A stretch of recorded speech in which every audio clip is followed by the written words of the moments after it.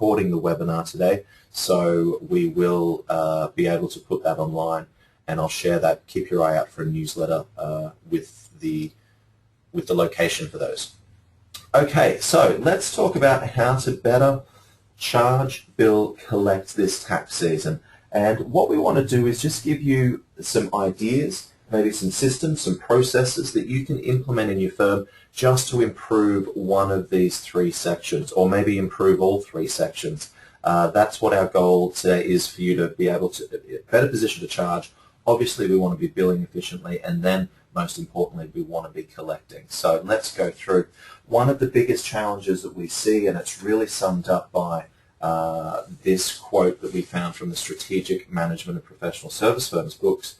Many managers have suggested that managing a professional services firm is like herding wild cats. And in an accounting firm, that is incredibly true, particularly when we're looking at multi-partner firms. Getting all of our ducks in a row, if you will, is sometimes very difficult. And when we go into a number of firms, we see that it's very much individual silos. And actually, let me rephrase that. Right at the top of the silos is the partner. But then underneath, the rest of the team that's below, that's a blend across the silos, and people are dragged into different silos based on the work, based on the client. And what happens is we don't have uniformity, first of all, in the way the work is done, but we also don't have uniformity in the way that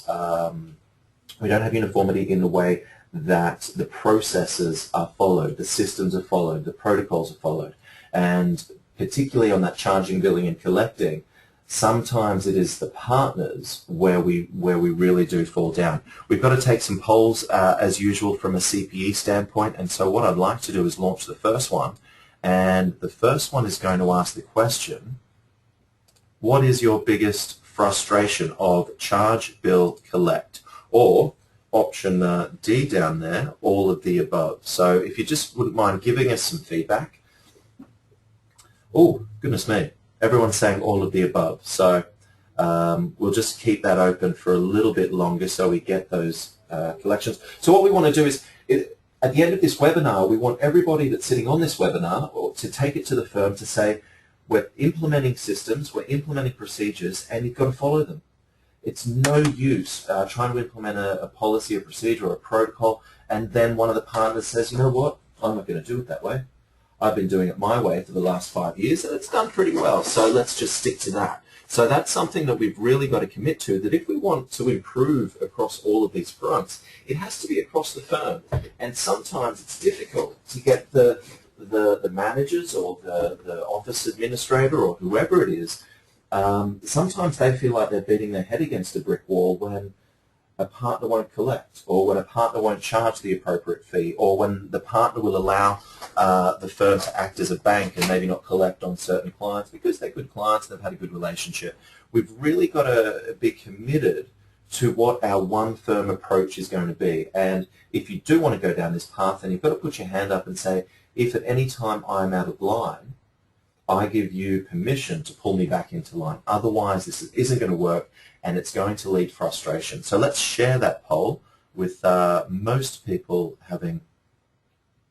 Let's share that so we can all see that there. So 20% of the audience has said we don't charge enough, and we're going to talk about how we can improve A, the perceived value of the services, and B, how we can improve the benefits pack of what we're providing. Only 3% said we don't bill promptly, so that's not probably not surprising. Most firms do bill pretty promptly, I'll be honest, particularly in tax season. They get those bills out quickly.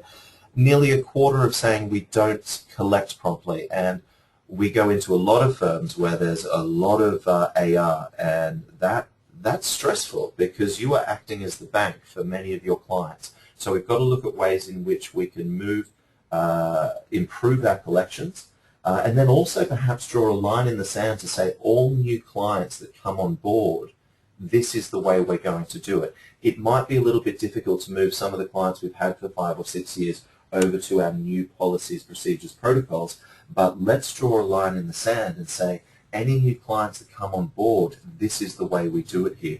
And I think that's a really important phrase, this is the way we do it here. And then 53% of the audience, so more than half of the audience have said all of the above. So hopefully we'll give you some ideas in terms of how we can improve on these. Now,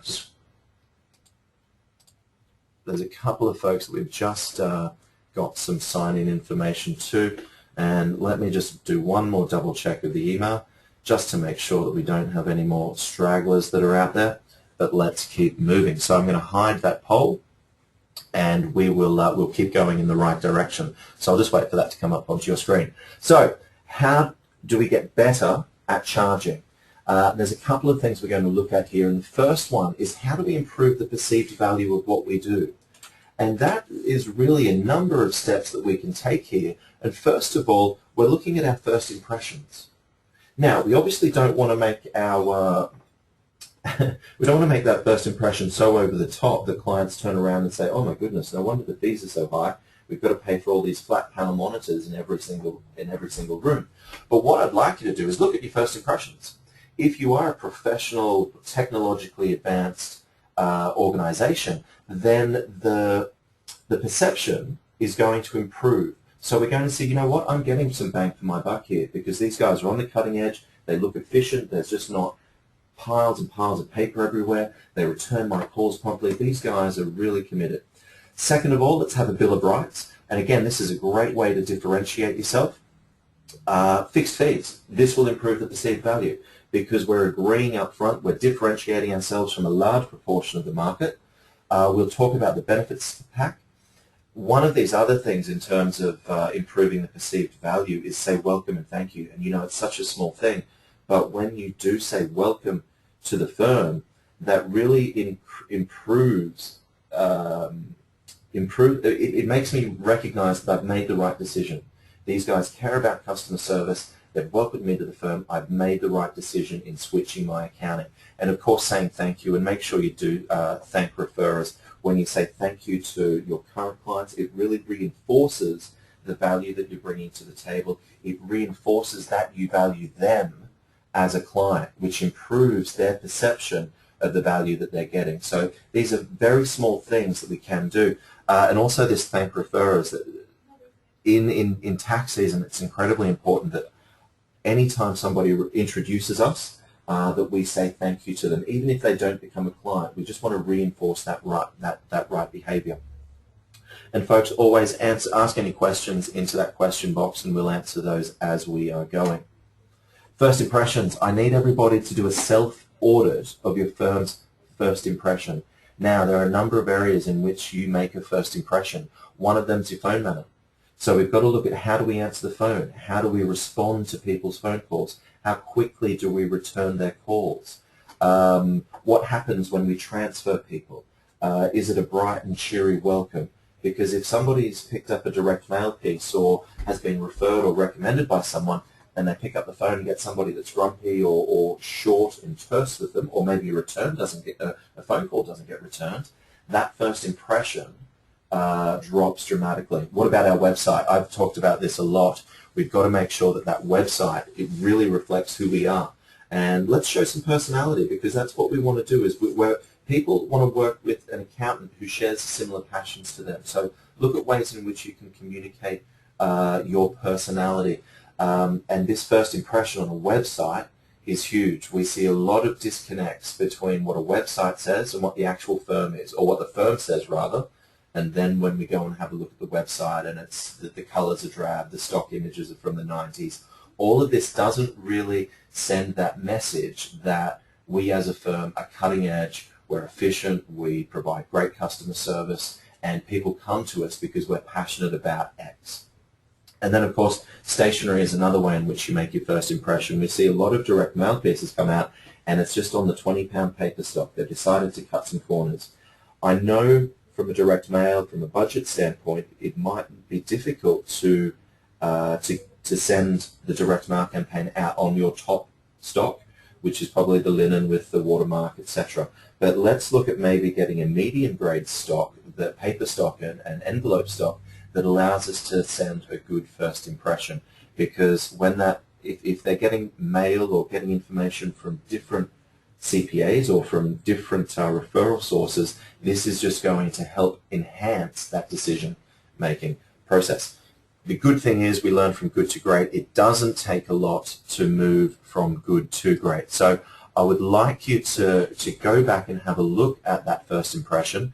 And what I'd like to do is open the poll up again and just get people's feedback on what they think their first impression is like. So is it a wow experience and we get referrals because of it? And we do have a number of firms that get a lot of introductions, recommendations, and referrals before they've even done any work, because the experience, that first impression, is so much better than any other experience they've had with a professional services firm, that it reinforces they've made the right decision, they're proud of that decision, and they want to recommend that decision to other people. So let's have a look here. We've got about 60% voted, so I just ask everyone to please just vote there in terms of that first impression.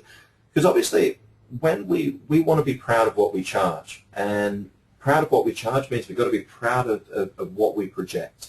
We project incredibly focused client service, but we've got to make sure that everything else around that supports that and helps us project a particular fee. It's difficult to go out to a client, or when a client comes in and talk about fees, and you've got some pretty dingy carpet, the artwork on the wall is obviously just bought from IKEA or something along those lines. It's difficult to project that you're getting something better when your office place or your website is fairly stock standard. So that's what I'd encourage everyone to do. So let's close that. We'll share it. And what have we got here? We've got only 3% have said it's a wow experience and we get referrals because of it. And I would love to hear what you guys are doing, if you're okay with sharing them with the members. But I'd love to hear some of the things that you guys are doing to create that wow experience. 50%, it's pretty good. We get positive comments. 30% have said it's okay in some areas, but inconsistent. And I think that's the other aspect of it. We talk to a lot of firms and we say, well, whenever Judy's answering the phones, the clients love it because she knows, she recognizes their voice, she remembers what the kids are up to, and they prefer speaking to Judy more than they do the partners. But then I always ask the question, well, what happens if Judy's on lunch or she's at home with the kids or something along those lines? They say, well, we don't really know what happens and we don't get any comments about anyone else. So consistency is really key in this first impression, particularly on that phone manner. Is important, and then also the consistency between the 4 different mediums that I've identified there. 17% have said everything needs a bit of attention, and then 3% have fessed up and said we need a complete overhaul of our first impression.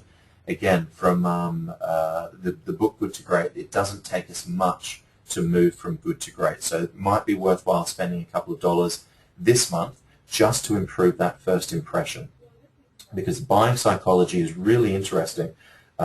People want to be proud of their buying decision, and sitting in a clean, technologically advanced, comfortable environment that really enhances people's, makes them feel good about their buying decision, and it also allows you to I won't say charge a higher fee, but be more confident in your fees.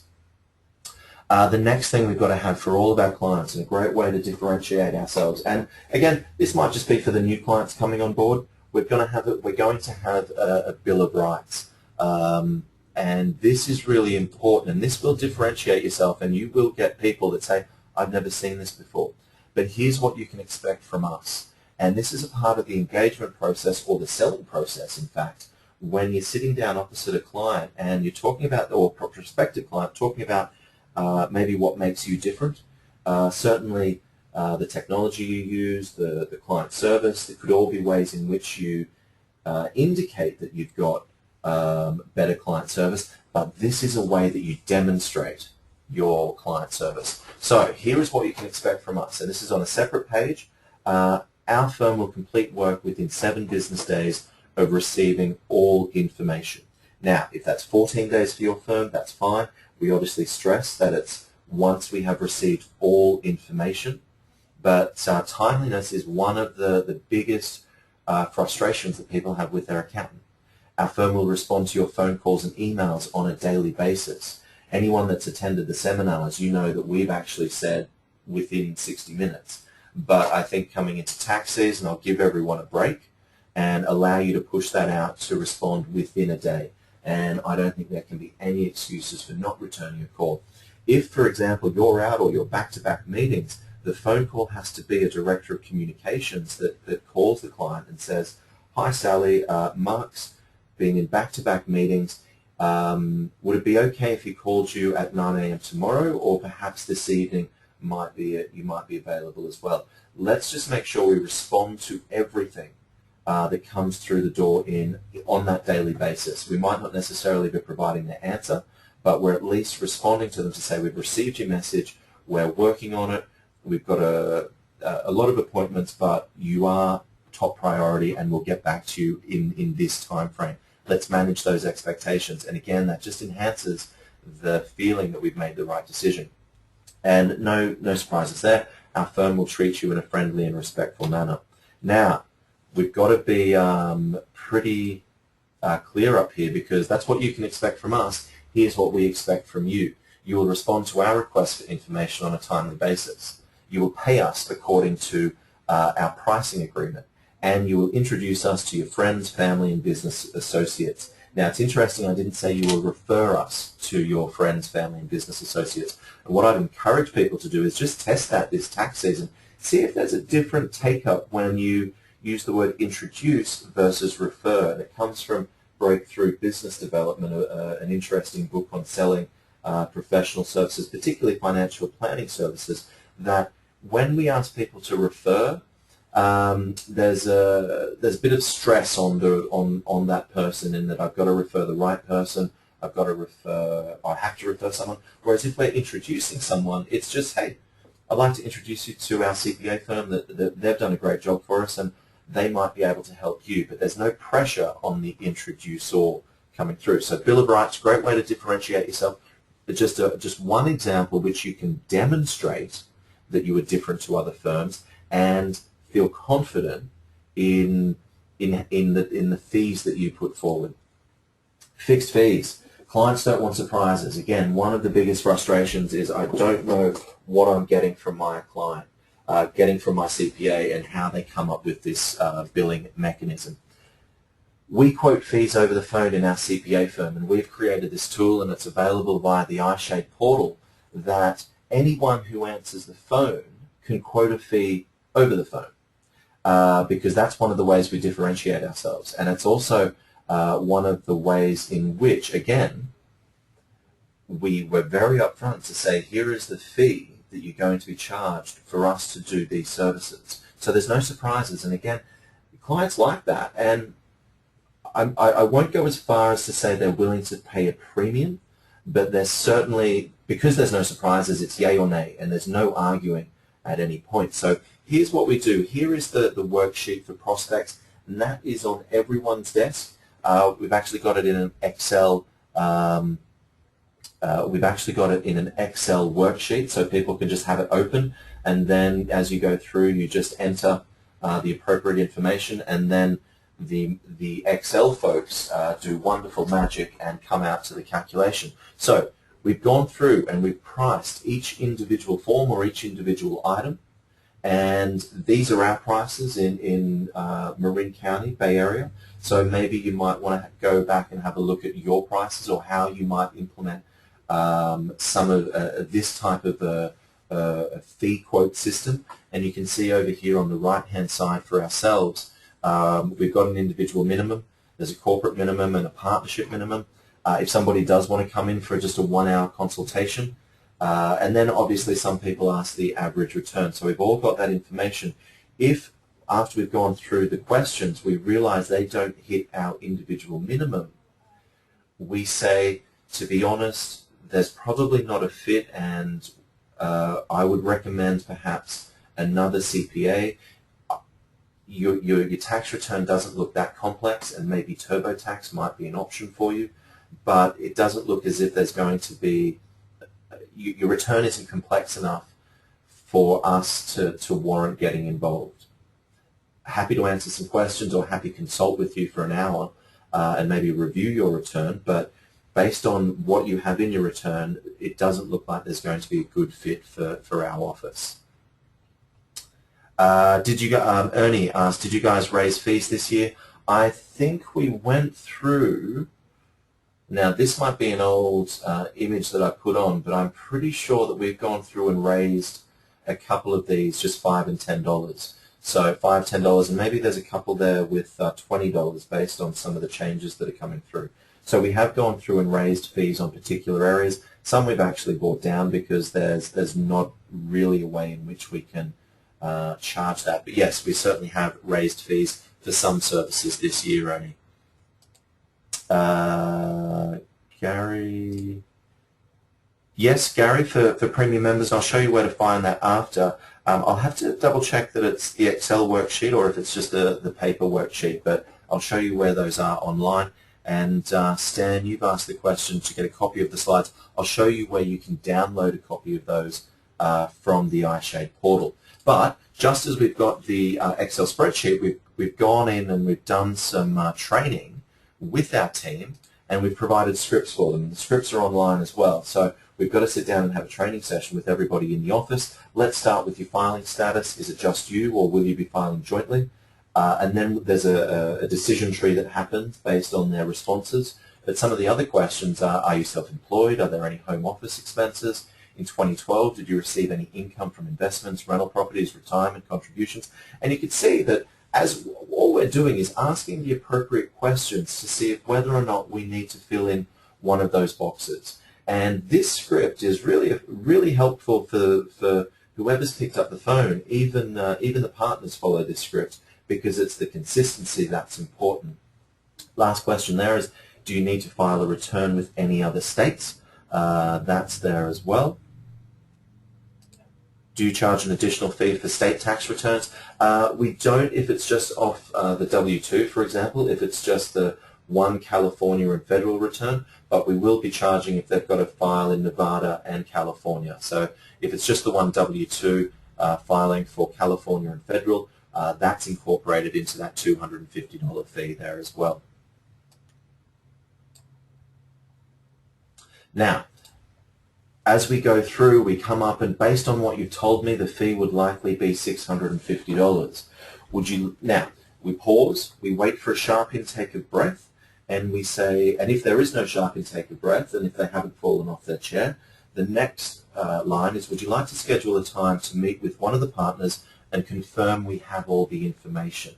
And that's a really important line, because that's our out. So for example, if I've taken the phone call and gone through this process and I've come in and quoted a fee for $650, set up the appointment to meet with Tara, Tara then has the form that I went through, the questions that I asked, their responses.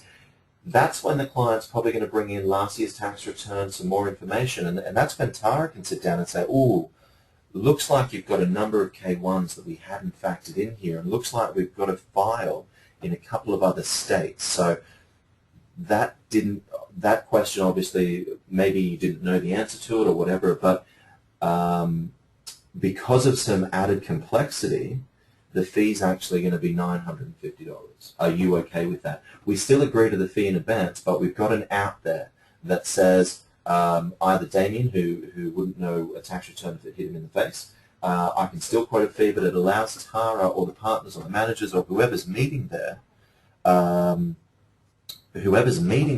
they have an out to bring back expectations. And that's really what we want to do. We want to manage expectations. And here's a tip, avoid price ranges. Because if you say it's going to be between $650 and say $850, the client's thinking $650, but I'm thinking $850. So based on what you've told me, the fee would likely be $850. Would you like to schedule a time to meet with one of the partners and confirm that we have all the information? Now, this works best for standard engagements such as the tax returns, the corporate and individual tax returns. So fixed fees works really well there. Sometimes the more consulting engagements, we will slip back to time engagements just because we don't know how long they're going to take. So those special projects may require the clock. But If during this engagement that comes up that we've got to go do some more work, for example, go clean up the QuickBooks file, that's when we get in there and tell them that we've got a lot of work to do on this QuickBooks file, which is an absolute mess. So Katrina says, we started very low on prices and need to get them up. We also need to weed out clients. How would you recommend to do this? Letter setting our new rates and so her option was a letter setting our new rates and help people self-weed. Got to be careful there, Katrina, and I think we've got to be quite strategic about it. Are we weeding them? If we just say here are our new rates, we might still get some of the headache clients. So first of all, the question is, are we weeding out the non-profitable clients, or are we weeding out the frustrating clients? Because if we're just going to raise fees, we'll probably keep we'll just lose the price-sensitive ones, and that might be what you're looking to do, but you'll probably keep a large portion of those headache clients. Granted, you'll get a little bit more money for it, but we've got to think about the strategy behind it. I would certainly recommend, in terms of moving forward, adjusting your rates for any new clients that come on board. But I think I don't think there's anything wrong with advising clients up front that there will be a fee increase because technology is going up, benefits are going up, etc., etc. So we have to increase our fees in line with inflation, in line with our costs, and here's what they are. Let's make sure there's no surprises there. So hopefully that answers that, Katrina, and feel free to give me a call for a more one-on-one conversation. Now, how do we improve the fixed fee? This is necessary reading for the holiday season. If you've got a couple of days off, you probably will need a couple of days to get through this. But Ronald J. Baker, who I think is the thought leader, without a doubt, on value pricing, and have a read of Pricing on Purpose. This is an incredibly valuable read, and it will really get you in the mindset. Very short and very summary. It's sort of the vast majority of people on today's call have experience 20, or let's just say 5 years, 10 years, 15, 20, 30 years experience that allows you to identify where we can help clients save on taxes. That does not equate to 6 minutes of you looking at that return. We've got to look at how do we price that based on 10 years of experience or 20 years of experience in education and technology that allows us to do the project efficiently and get the best result for your client. So Ron really helps you get in the mindset of how do we price on purpose, not price on time. So essential reading there, and I'd encourage everyone to do that. Some components of the value pricing agreement, the fixed price agreement. Here's what we're going to do, and here's what we're not going to do. So we do summarize that. That's a great cross-selling opportunity, actually, when you say, here's what we've agreed to do, and here is what we haven't agreed to do. So I'd recommend that if you're looking for cross-selling opportunities, and again, ways in which we can improve the average transaction value for our clients, we might look at this is what we haven't agreed to do. Payment schedule. Let's just make sure up front we know exactly how or the client knows exactly how they're going to be paying. And we'll talk about that as we get to collections. Change orders. Anytime something outside of the scope comes in, and probably the most prominent one that we see is when the QuickBooks files are a mess. And I've had a lot of conversations with folks that they call me and say, Damien, how do I respond to this email? The client's frustrated and annoyed because of the bill that we sent them. And I said, well, why? How come? And more often than not, it's because, well, we had to get in, the QuickBooks was just a mess, and we had to get in there and fix it up. And that took 4 or 5 hours. So 4 or 5 hours at $200 an hour or $100 an hour, that's increasing the fee. The client is unexpecting that. Is not expecting that, unexpecting that, not expecting that. So that's going to be a cause of frustration. But if, as we presented this fixed price agreement, we've also laid out what our assumptions are. So, for example, we're making the assumption that your QuickBooks file or your accounting file is in order, and assuming that, here's the fee. However, if this is where we're looking at, for example, this is what's not included. If we have to go in and make a lot of adjusting entries or whatever it is, this is outside of the scope of the agreement, and we will have to agree a fee beforehand. So that's when the change order kicks in, and we have to have that conversation that says, John, Just reviewing the QuickBooks file, what happened? It's an absolute mess, and based on a preliminary review, it looks like it's going to take us about 5 hours to clean up. That's going to cost an additional $1,000 or whatever that fee is, but let's get out in front of that. And it's almost as if we can't actually proceed until we clean that QuickBooks file up. And what I'd like to do is, once we get the return out of the way, is talk about some QuickBooks training that we might be able to provide so that we don't have to go through this again in 12 months' time. But let's agree to it, and then let's move on. Then the benefits pack, and let's get into the benefits pack. Now, there's 12 different ideas here. You don't have to offer them all, but look at ways in which we can improve the perceived value and the actual value of what we're providing them. So we might put in that fixed price agreement, unlimited phone calls, unlimited meetings at no charge. And I don't think I've spoken to anyone that offers unlimited phone calls where the client has taken advantage of that. We know that more often than not, when a client feels comfortable calling you and knowing they're not going to get charged for it, they're going to call you before they either do something stupid, or they're going to call you before they're going to call you with more work. And that's what these unlimited phone calls and unlimited meetings at no charge are all about. So look at ways in which you might introduce that. And you can position that to say, as we're moving away from nickel and diming, we're moving away from recording 6-minute increments, and we just want you to call us anytime you have a question. Specified visits, strategic planning day, or a benchmarking report, particularly for our business clients. Getting that benchmarking report from Profit Sense or some sort of report, even just a trend analysis, even just a trend analysis that you could probably create fairly easily in terms of what's been happening over the last couple of years. 4 or 5 graphs, that just adds value, and it tells a story about what's going on in the business portals. Just wrap that up into the fixed fee. Let's not have a line item for portals. Because of communication, all communication has to happen through the portal, so every client needs to have one because of security, etc., etc. So I learned a great thing. I think we're in Atlanta, and when a new client comes in, ideally with some bits of information, 9 times out of 10, before they've left after that meeting, their portal is actually set up and they've had a quick 5-minute tutorial on how to access the portal. So it's not a case of, well, if you'd like to receive communication, you can do it through the portal, we could maybe swap some emails or send some carrier pigeons. You tell us. This is the way we do it here, and this improves that perceived value, particularly with the portal.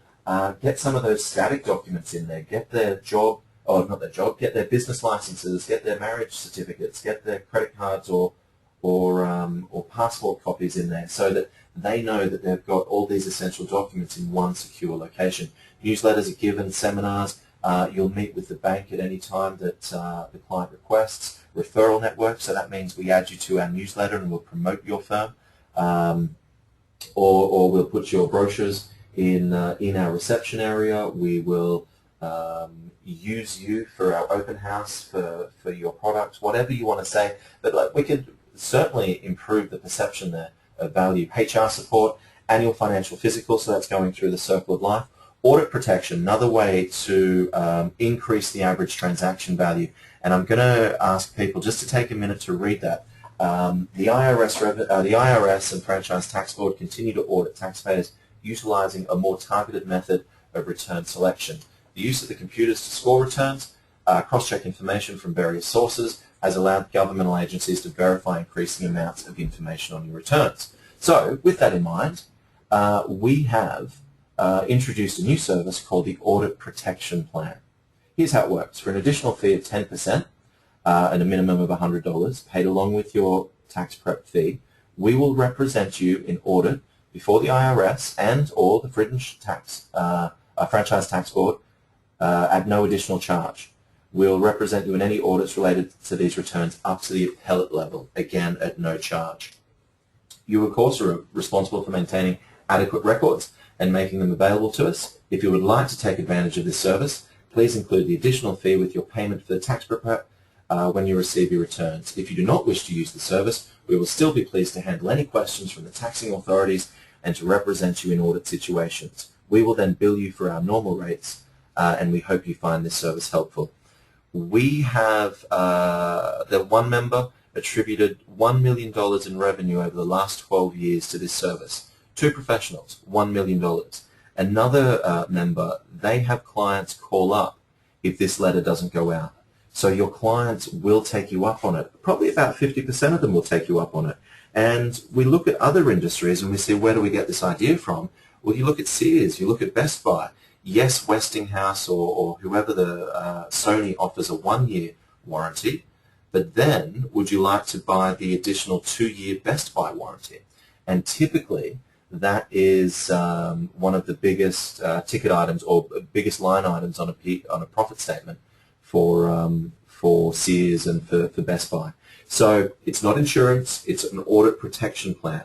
And the actual number of audits, both of those members said, you know, I can count the number of audits on one hand, to be totally honest. So if you're looking at ways and providing some peace of mind to your clients, that the audit protection plan is a great thing to do. So let's open up for a poll and let's launch the question, do you fix your fees? And let's see what's going on. So Julie, about 50% of clients will sign up for the audit protection. That seems to be standard. Well, that's the feedback from our firm and then from Michael in Southern California, and I think it was Tim over in Illinois. He said about 50% of his clients have taken it up on it. Unlimited phone calls. Your advice at the seminar was to tell clients you'll have to budget 30 minutes to review their situation and call them the next day. Stan, good point, but what we're saying here is if the client calls in and says with a particular problem, that's our opportunity to get in front of that. If it's unlimited phone calls, then we obviously have to return that phone call. But if and not charge that 6 minutes for it. But if in that conversation the client says, well, I'm looking at buying some property or some machinery or looking to restructure some debt, that's when you get in front of it and say, well, that's actually going to require some more time, which is outside of the scope of doing your tax return. So let's budget some time and get together to discuss that in more detail. Gary asked, do you offer audit protection for both individuals, I spelled businesses, business returns? Primarily individuals. Now, we don't offer it to all individuals. Some individuals, based on their business and based on some of their decisions, are more likely to get audited than others, so we don't offer it to them. And then we are seeing a movement in terms of the businesses. However, we do charge more than that 10%, to be honest. I think it's upwards of 15 and 20% for the business returns. But again, you know your clients and you know the ones that that this isn't a suitable service for, so don't advise them on that. Let's close that. Let's share it. So do you fix your fees? 12% said no, all hourly billing. 76% have said some clients are fixed fee, and 12% have said all clients are fixed fee. So interesting blend there, probably pretty similar to what we're seeing in the profession. And I would just encourage for those standard engagements, let's fix the fee. It will improve dramatically your realization on these engagements because that's what clients want, and we're giving them what they want, and we can charge a premium for that. Has been our experience and the experience of our members that have gone full bore with this. So let's hide that. Let's keep moving along. What about a competitor analysis? Who's done that? And I would challenge that not many folks have actually done that in terms of how do your fees stack up against the competition. Most people probably have a bit of a gut feeling, but it's as simple as a phone call. Have somebody in your office call the people you compete against just to find out where your fees are in your marketplace, and maybe use a cell phone just so that your work number doesn't come up on their dialing system. But we could ask 4 or 5 different firms in the area that are similar to us just to make sure we're in the ballpark. Or if we're premium or if we're at the low end, at least it's good to get that feedback. Let's be better at billing. Engagement letters. We need a signed engagement letter every year for every client. It's got to include that 7216 disclosure. And that's when we're disclosing any third parties that may have access or could have access to tax information. So, for example, for us, our IT consultant We've got some contract workers on 1099s. In theory, our hosting company, Cloud9 Realtime, could access the data if Lacert can access the data if they've got to get in and fix a file or provide support. So we're disclosing all the people that do have access to our files. We're also making sure that in our engagement letter, we're very clear about billing and payment terms. That's really important. So let's get that in there. Some firms actually have the payment terms on a separate addendum, and they make the individual sign that addendum. So when they're sitting there, they say, well, let's just make sure we're very clear about the payment terms. And again, let's just manage expectations, no surprises. Everyone's aware of it and everyone's agreed to it. So that's just a comment on engagement letters. And through the iShade portal, you can access a number of people. There's a number of sample engagement letters through the iShade portal, which I'll show you shortly. Basics of time and billing. We've got to have real-time daily input. We've got to do event billing. So that's more so, let's just bill at the end of each month. Obviously for these tax return type engagements, that might be at the completion, but just as a hotel bills us when we check out, we've got to bill the client when the client checks out or when the client receives the work. The time billing only works if we've got daily input, and there can be no excuses there across the firm. Monthly billing, let's clean out the WIP that's in there currently, because we've got a lot of firms out there. Let's put what's owed. Maybe let's put that on a note, and then line in the sand from now on brings everyone current. So, and put them on a payment plan for that note, which might be $1,000 a month. But everything else now has to be current. And we've got to have a roundup meeting. So that's really getting all the partners in one room, and nobody can leave until we've sorted out this this AR and what's left in, or what's still in progress and what's still outstanding. And we find that the first time you do that, it could be a 3 or 4 hour meeting, but the second time, the third time, we get that done pretty quickly, because nobody wants to stand there and talk about why they haven't billed somebody or why they haven't collected.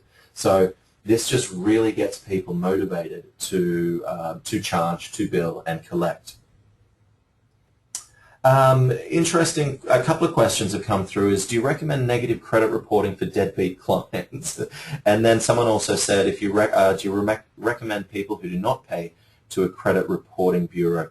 I think you have to, I would suggest that you speak to your insurance provider, speak to Cameco or speak to Napoli or whoever that provider is. They will be able to give you a better indication of what's involved there. Because I think there may be some ethic implications and maybe some legal implications. So Bill and Kimberly, do you mind if I would recommend, and I'll try and find out as well and share that with the group, but I would suggest you have a conversation with your liability insurance provider just to see what they recommend. So sorry for deferring that, but that's there may be some legal and some insurance implications that I wouldn't want to discuss without knowing fully. Billing process. Fixed fee billing is easy. Anybody can do it. If you're billing time, make sure you bill early, and we use event billing or hotel billing. Partners are not the best billers. They sometimes, and let's just go with usually are the worst, have other team members draft the bills and have those roundup meetings where somebody sits with the partner to approve billing, if that is what the process is. But let's make sure we've got that system. Somebody commented, we report to credit bureaus with no issues from our insurance, and we did discuss that with them first. So I think that's good advice. So it doesn't seem like there's issues, but let's just talk to the insurance providers. Have your office administrator control the completion and mailing of bills. Again, don't let them sit on partners or managers' desks.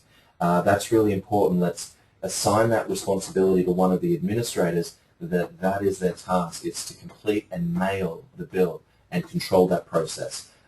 Because again, if it's a partner might look at the bill and go, ooh, they're going to get upset about that, so I'm just going to sit on it for a while. Set a maximum carryover amount for WIP, otherwise it has to be billed. And that might help some of those extension returns, particularly if we've been waiting on information from them. that might be where we set a maximum amount, and we might talk about that in engagement letters.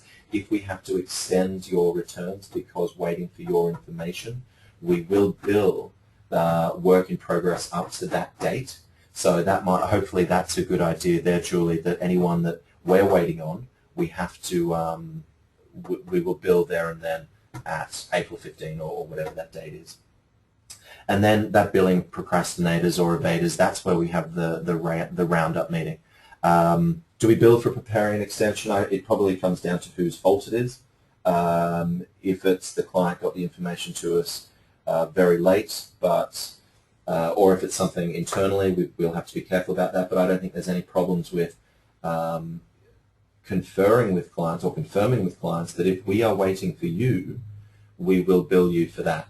That's a double-edged sword, though, Julie, so I'd probably be careful. Whoever was using the credit reporting, would you mind sharing who it is you're reporting them to? That would be greatly appreciated.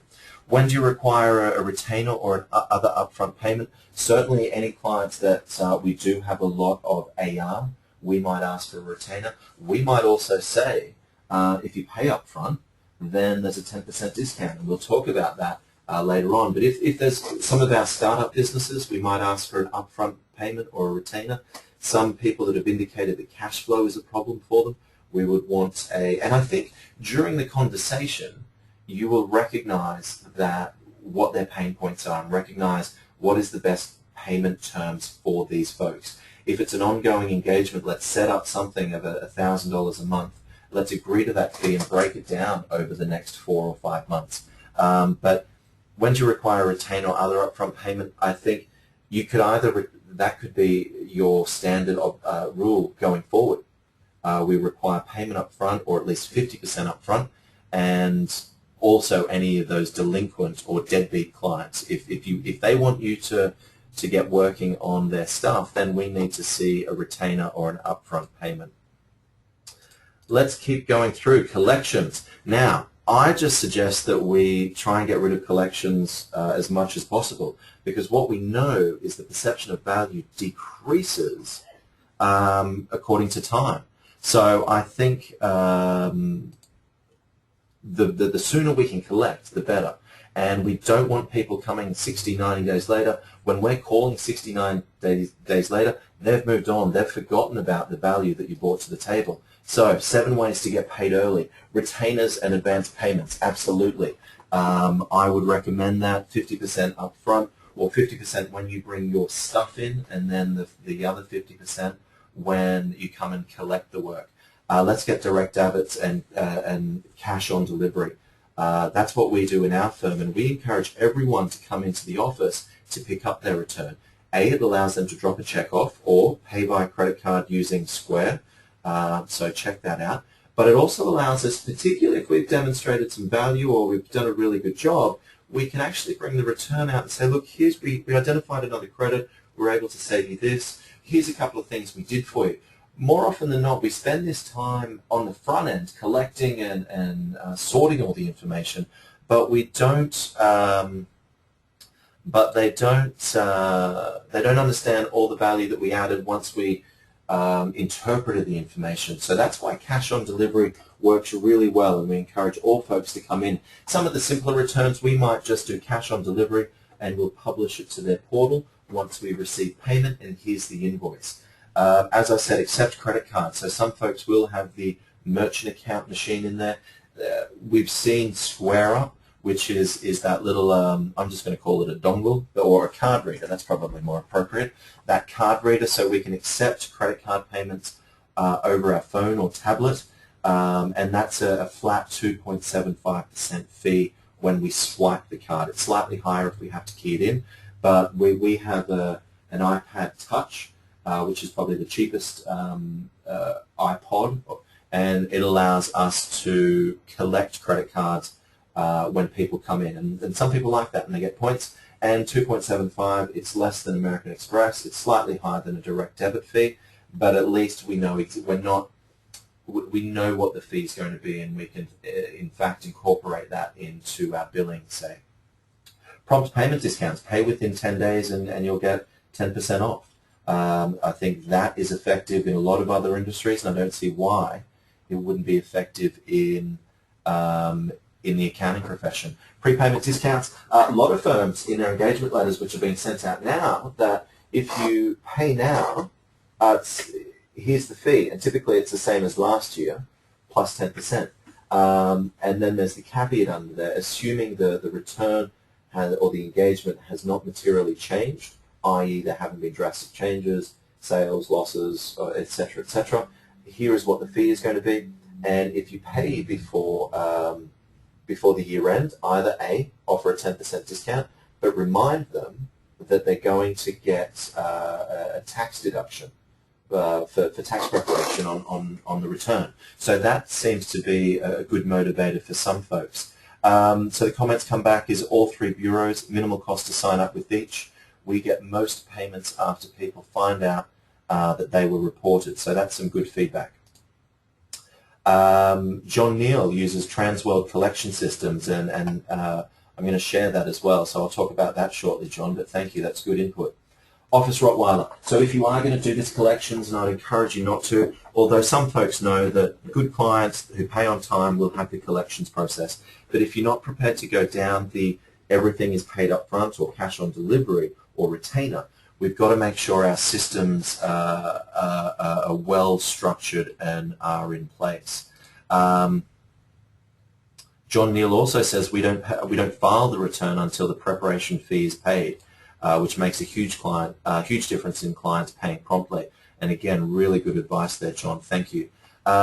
If partners are bad at billing, they're even worse at collections, has been our experience. We need an office Rottweiler, and not, I would have said, a bulldog or a pit bull if aggressive was what we were looking for in those qualities. We use Rottweiler, and I had a Rottweiler growing up. Wonderful dog, but they're tenacious. They never give up. And that's what we need with the Rottweiler. So it's, again, probably an administrative function, but it's their job to manage the AR process. And so you could see that the billing, collecting, and charging, billing, and collecting should be somebody's job function. And let's not have disparate systems, different partners doing different things. Let's either systemize it and all funnels into this person, but their job then becomes to manage that AR process. And the most important task of theirs is to get on the phone promptly and persistently with non-paying or slow-paying clients. So we need to establish that system that everybody follows. So when we are designing that system, what happens at the 30-day mark? The report gets run, admin has to get on the phone, when can we expect payment, what happens at 45 days, what happens at 60 to 90 days. And John mentioned the green flag profit recovery, great fixed fee collection service. Well, and it's not really a collection service either. If you want more information about it, let me know. But for $10, what happens is you upload your 30 days and beyond clients, or whatever the payment terms were, if your payment terms are 15, as soon as it ticks over to 16 days, they get uploaded into the web-based system, and then for $10, or roughly $10, that client will then get 2 mail pieces and 2 phone calls from made by Green Flag Profit Recovery on your behalf. The letters will have your address. The phone calls will have your phone number associated with them. They'll also even have to speak directly with the firm, press 1 now, and that will go directly to you. It's an interesting system because the money then, the client sends the money directly to you, so it's this fixed fee collections. Typically collections were as a percentage, and the money was collected by the collectors. But for days 30 to 60, they're going to get 2 letters, 2 phone calls to prompt them to pay. And their experience has been that gets about 80% of folks, because most people just didn't remember to pay or whatever. And then at 60, anyone that's still outstanding for another $10 or thereabouts, we can go through that same process again, and the wording of the letters does change, gets a little bit more aggressive, but still everything's coming to you. And then at 90 days, you can decide whether or not you want to send them to collections or if you want to take it in-house. But it's an interesting process that I would certainly recommend having a look at. Here's one AR management system that works well. Invoice goes out on day 1. If they haven't paid for a payment terms of 30 days. If they haven't paid by day 25, they're getting a reminder email. Stock standard email, but that's the first thing that gets done on day 25. And again, we accept credit cards, we accept checks. If we are going through this collections process, here's our PayPal account, or here's our bank routing information if you want to make a direct deposit.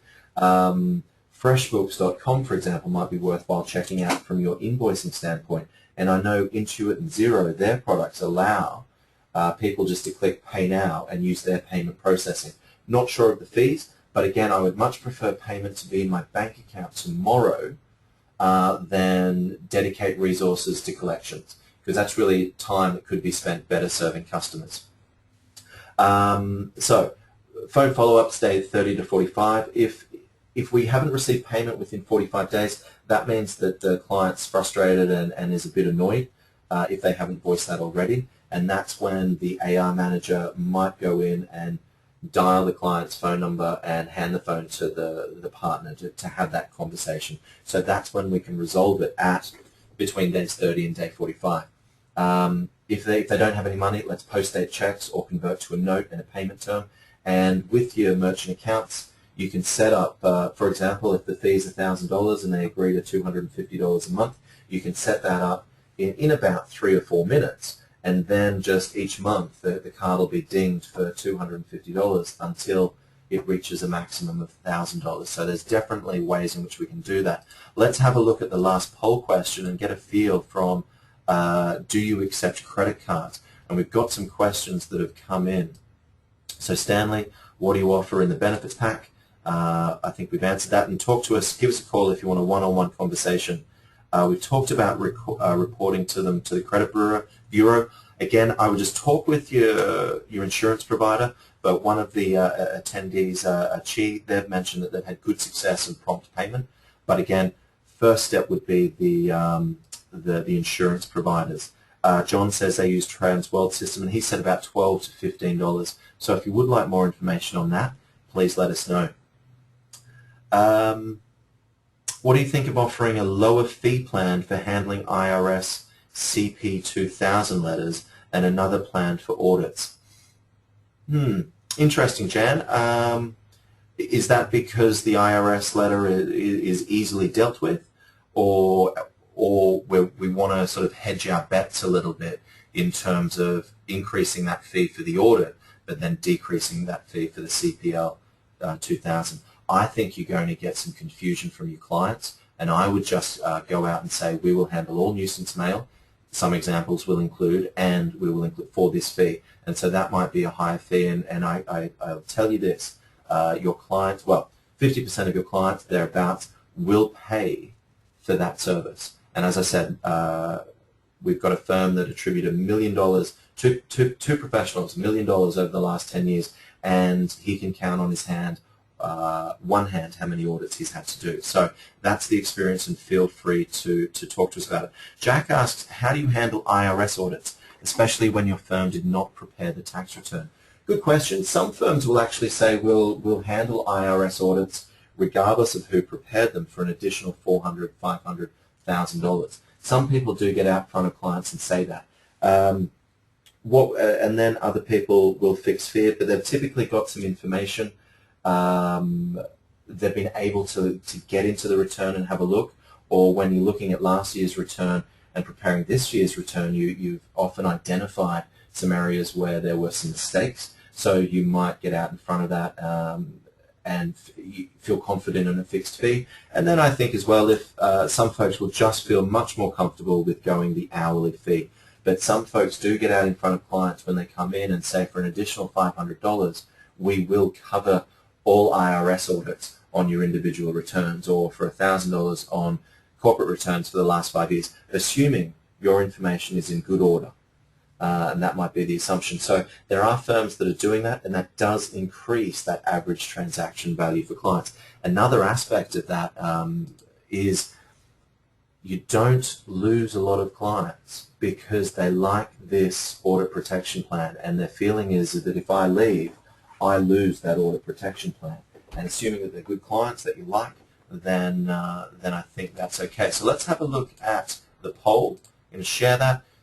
as many as 20% of the audience has said, no, you don't accept credit cards.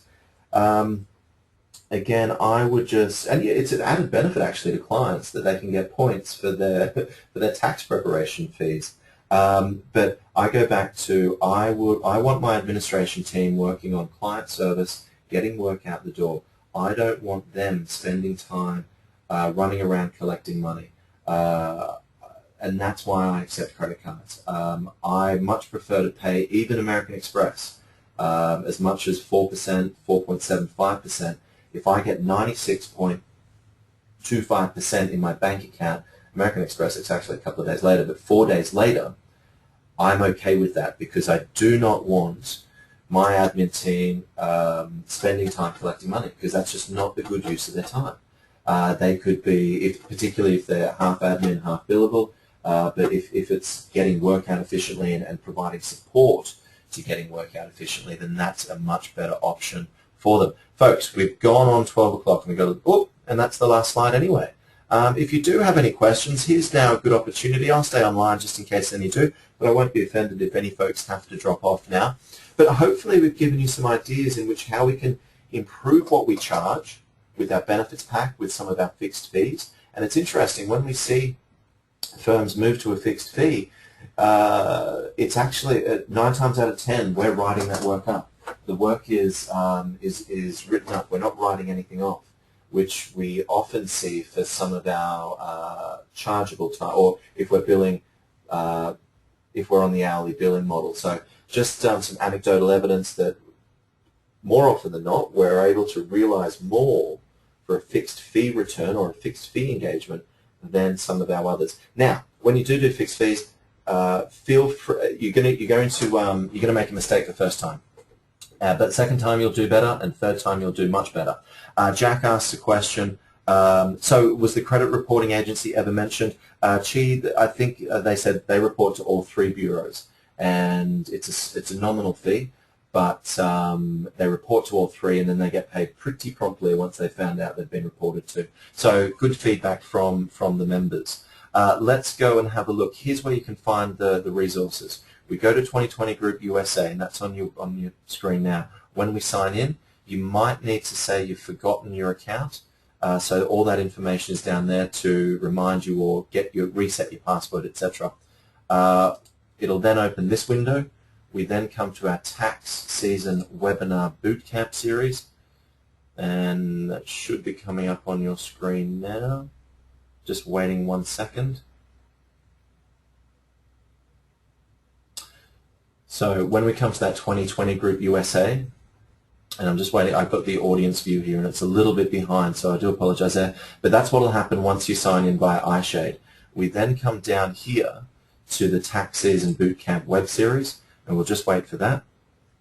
And then you can see here, now if you're on this screen and you don't see the announcements and discussion topics down here at the bottom, you'll have to click on the Join This Group, and then you'll just request to join this group, and a couple of minutes later you'll be in there, and away you go.